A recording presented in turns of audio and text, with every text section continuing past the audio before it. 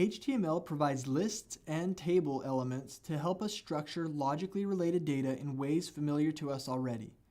There are two types of lists that we can create, an ordered list or an unordered list.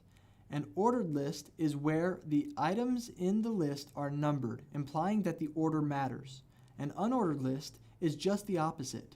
The items in the list are not numbered, but rather are typically bulleted. Here are some examples of ordered and unordered lists. To start with an ordered list, we use the OL tag, or ordered list element. And inside of this, we can put different list items. We use LI for that. So something that could be ordered would be the race results. So who came in first, second, and third place. So let's say Sally came in first place. Tommy came in second place. And Sam came in third place. We've got our OL for this is the list, and every single list item inside of here is going to be one item in that list. They each start with their opening element tag and with their closing element tag, and the text or the content in between is what is inside that list. The list doesn't just have to be text. We could put other HTML elements in here as well.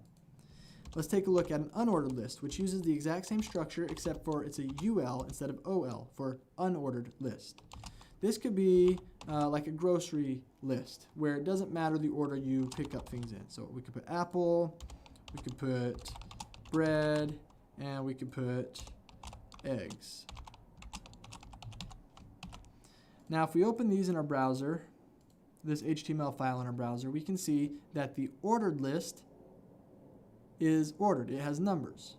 And the unordered list, by default, the style has bullets, which we can change. You don't have to have bullets or numbers, so we can change these later on with CSS. But for now, the default that the HTML provides is the bullet points for the unordered list and the numbers for the ordered list. A table is a little more complex to create, and that is simply because there's more to a table than a list. Here is an example of how we can create a table. We start with the table element, and inside the table element we want to create multiple rows. A table row is created with a tr tag. Typically the first row will be the headers. So inside of the first row we can create th, which stands for table headers. Let's go ahead and call this one product. We'll create another one for price, and then a last one for quantity. So th quantity.